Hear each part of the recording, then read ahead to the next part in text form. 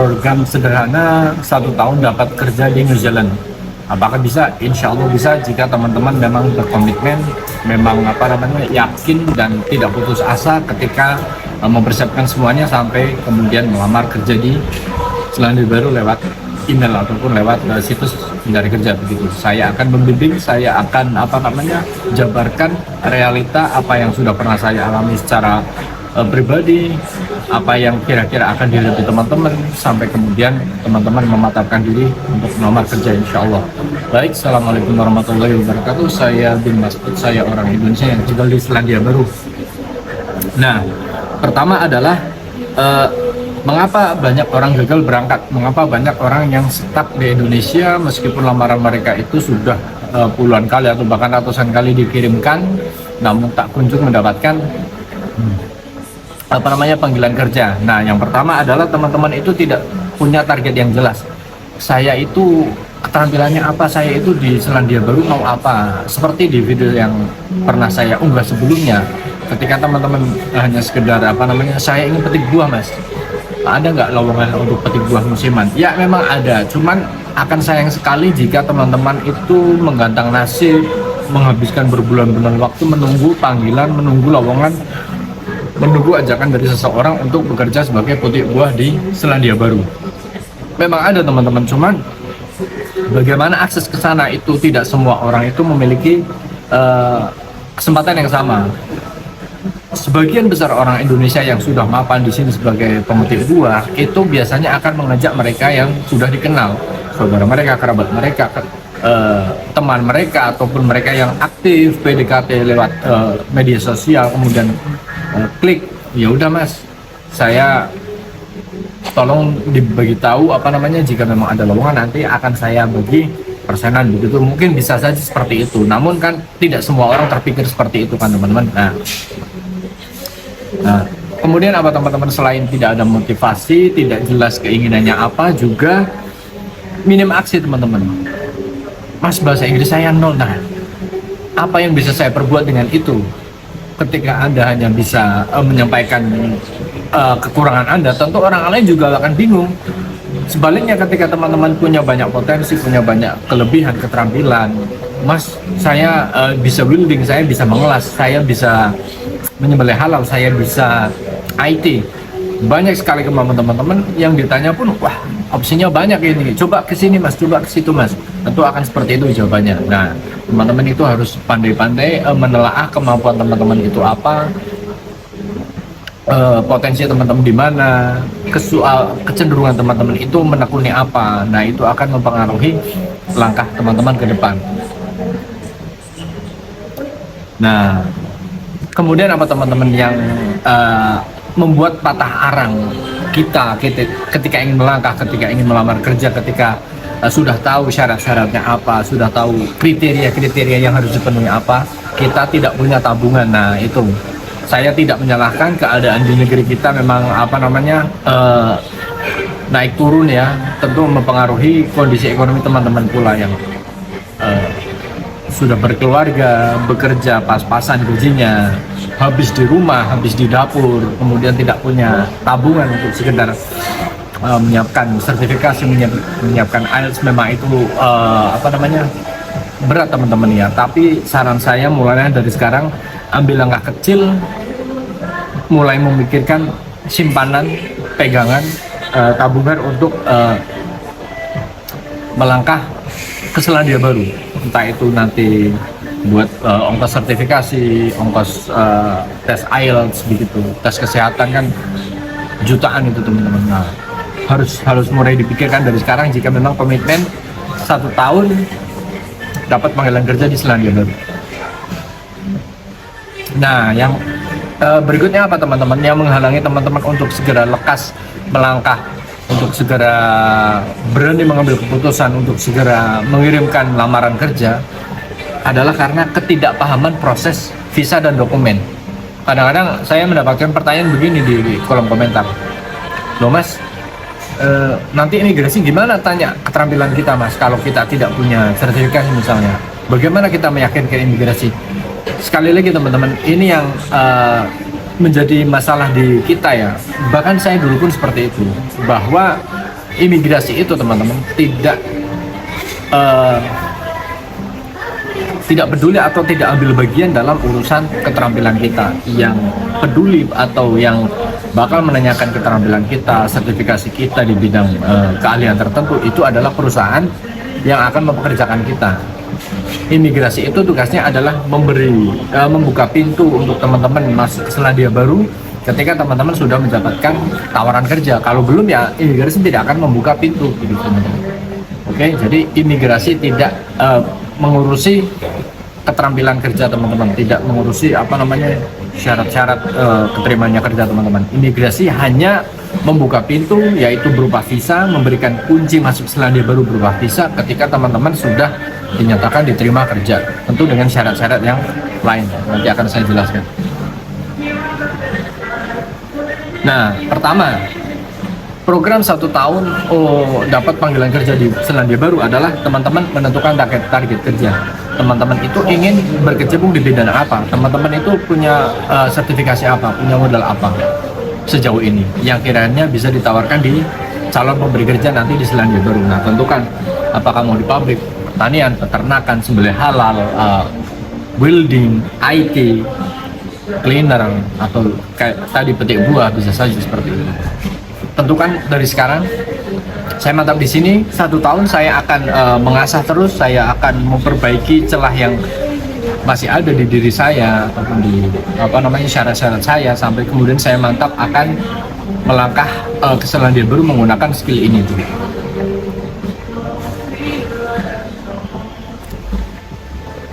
Nah, setelah menentukan target teman-teman, yang mulai dilakukan adalah bagaimana teman-teman itu dalam 1 tahun ke depan sebelum melamar kerja itu sudah yakin bahwa keterampilan ini sudah saya tapai dalam level profesional. Artinya ketika teman-teman memutuskan menjadi seorang sembelih halal, saya sudah mencapai level pro di bidang sembelih halal. Saya memiliki sertifikasi kelas nasional yang diakui secara nasional. Saya juga mempunyai referensi lebih dari 2 orang bahkan yang akan menjadi saksi bahwa saya memang terampil di bidang tersebut, di bidang sembelih halal. Nah, kemudian bagaimana mewujudkan bahwa saya itu pro? Salah satunya adalah mulai dengan menabung, mengumpulkan uang sedikit demi sedikit untuk bisa mensertifikasi keterampilan teman-teman, baik itu via BNSP ataupun lembaga sertifikasi lain tentu yang kompeten ya teman-teman. Nah, itu nanti mulai menabung teman-teman dari sekarang, dokumentasikan keterampilan teman-teman agar semakin meyakinkan si calon pemberi kerja. Kemudian yang kedua adalah mulailah latih untuk disiplin. Selandia Baru tentu tidak seperti Indonesia ya, ketika kita mengatakan kita akan mulai jam 7, di Indonesia mungkin akan molor 5 menit, 10 menit, tapi di sini enggak teman-teman. Kita mulai kerja jam 7 kurang 5 kita sudah siap dengan pakaian overall kita sudah siap dengan ponco kita, dengan gloves, sarung tangan, sudah pegang pisau. Ini contoh saya sebagai penyembelih halal. Kurang 5 menit kita sudah siap. Jadi ketika tank jam 7 kita mulai, itu mesin sudah klik, langsung jalan teman gantungan ayamnya itu. Yang gantungin yang boleh gantungin, yang nyembelih nunggu ayam sampai kemudian disembelih. Itu teman-teman. Jadi teman-teman mulailah komitmen, bangun pagi, mulai disiplin, tepat waktu, menjaga kondisi tubuh, menjaga ritme sehari-hari, komitmen 1 tahun, insya Allah kalau keterima kerja di sini nanti sudah terbiasa teman. Nah, kemudian yang kedua setelah tadi menyiapkan keterampilan, fokus kiranya minat teman-teman apa ataupun ingin menekuni bidang apa. Yang kedua adalah kemauan teman-teman, kesudian teman-teman untuk mempersiapkan dokumen-dokumen. Nah, dokumen-dokumen ini penting karena yang namanya kita pindah kerja, pindah negara itu tidak hanya semata-mata kita berpindah secara fisik ya. Kita juga berpindah secara birokrasi, dokumen itu harus lengkap, dokumen itu harus bisa dipertanggungjawabkan. Nah, teman-teman mulai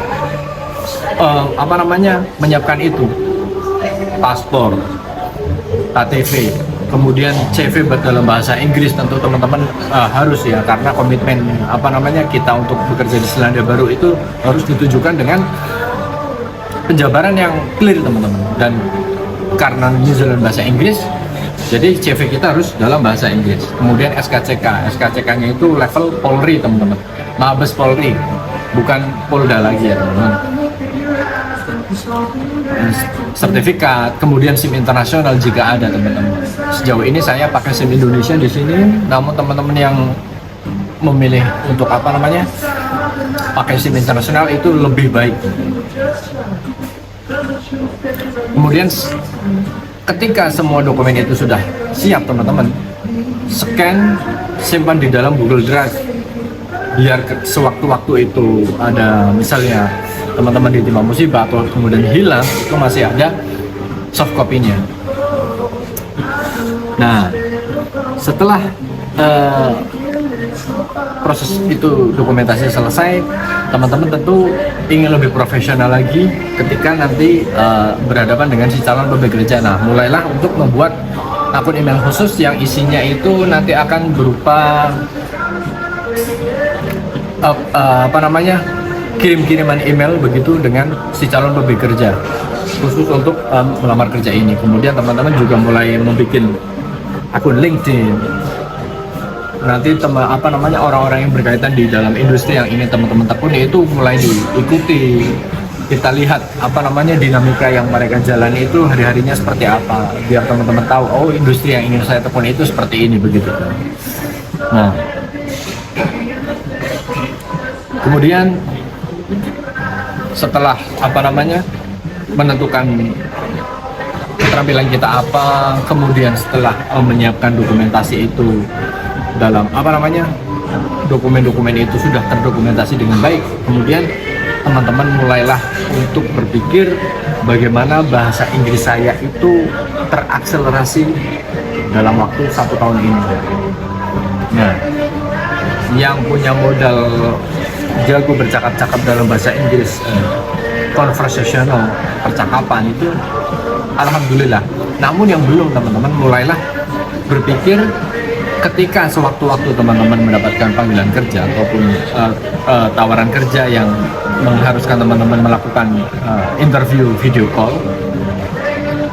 teman-teman bisa melakukannya, bisa menjawab apa yang ditanyakan oleh si calon pemberi kerja. Biasanya itu CEO dan HRD atau plant manager dan HRD yang melakukan video call, yang bicara sama teman-teman itu nanti mereka. Nah, teman-teman kiranya apa yang perlu disiapkan adalah listening.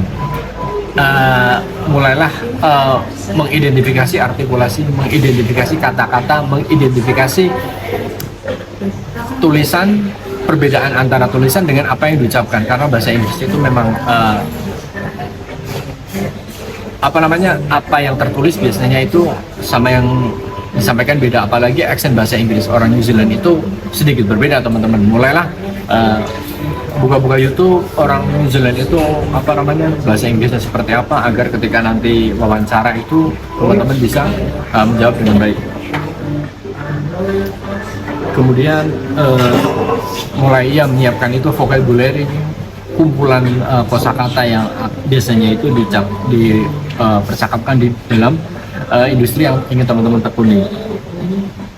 Cara belajar paling murah untuk menguasai bahasa Inggris konversasional ini adalah ya tentu saja YouTube ataupun dengar-dengar podcast, dengar-dengar mereka yang sudah bekerja di Selandia Baru, kemudian bikin vlog, mereka berjalan-jalan ngomong bahasa Inggris dengan orang-orang yang mereka temui. Nah, teman-teman bisa mengidentifikasi, oh, bahasa Inggrisnya itu ternyata seperti itu. Nah, setelah itu adalah langkah berikutnya,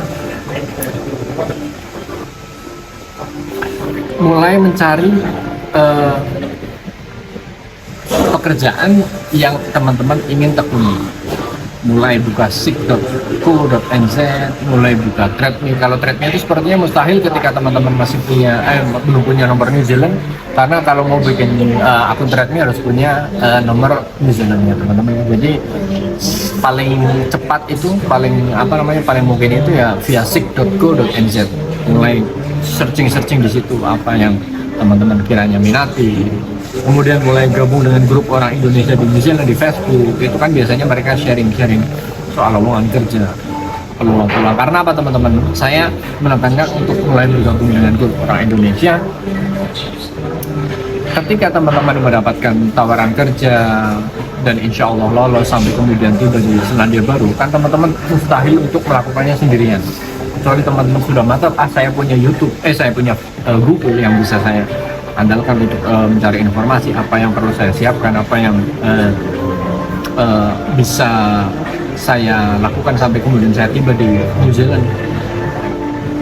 Nggak apa-apa, bisa. Tapi sekali lagi teman-teman, New Zealand ini kan nggak satu kota saja, nggak Auckland saja, nggak Wellington saja, nggak cuma Christchurch saja, ada kota-kota kecil. Nah biasanya plan-plan kayak peternakan itu, sembelih halal seperti saya kan di kota kecil.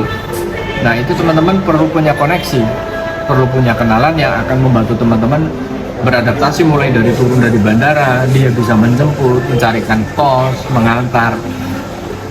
Ketika teman-teman ketika punya kendaraan kan, mengantar induksi, perkenalan pertama kali di tempat kerja. Nah itu kan kita butuh bantuan orang RI juga yang ada di sini. Nah mulailah aktif di grup-grup orang Indonesia di New Zealand. Nah setelah mulai aktif mencari kerja, mencari kenalan, mencari link begitu jaringan, putuskan bahwa teman-teman itu ingin ke Selandia Baru menggunakan visa apa. Kalau visa saya kan AEWV, Accredited Employer Visa. Nah teman-teman mungkin bisa meniru itu, karena itu visa yang paling mungkin untuk dijalani oleh orang Indonesia, karena Indonesia dan Selandia Baru tidak membuka jalinan hubungan untuk working holiday visa. Paling itu ya AEWV itu teman-teman. Nah mulai cari tahu apa itu AEWV, kemudian ketika mencari lowongan kerja, pastikan bahwa pekerjaan itu mendukung teman-teman mendapatkan sponsorship via AEWV. Insya Allah banyak perusahaan yang menuliskan sponsorship di badan iklan yang mereka cantumkan di sick.co.nz. Kemudian apa teman-teman, setelah semuanya ini lamaran sudah dikirimkan, teman-teman masih menunggu sembari mengasah skill, mengasah bahasa Inggris, persiapkan mental dan fisik, karena ya tinggal di negara baru, lingkungan baru, cuaca baru, orang-orang yang baru, kesepian, terutama culture shock itu pasti ya teman-teman. Insya Allah jika memang teman-teman datang ke kota yang dekat dengan saya bisa membantu proses adaptasi aklimatisasi teman-teman. Cuman kalau yang di kota lain, nah teman-teman memang harus lebih lebih fight lagi bagaimana caranya tiba di New Zealand itu tanpa sia-sia, tanpa harus terbawa suasana rindu rumah sampai nyerah di tengah jalan, kan sayang sekali. Nah itu teman-teman program sederhana 1 tahun dapat kerja di Selandia Baru. 20 menit saya bicara kurang lebih, insya Allah bisa dengan mudah diterapkan. Namun tetap teman-teman yang masih bingung bisa bertanya di kolom komentar ataupun kirim ke messenger saya di Mas Ruth. Insya Allah saya akan jawab semaksimal mungkin. Jadi apa yang kiranya belum saya sampaikan dan teman-teman belum jelas bisa ditanyakan lewat komentar ataupun lewat messenger. Oke teman-teman, terima kasih. Kita jumpa di video-video saya yang lain. Assalamualaikum warahmatullahi wabarakatuh.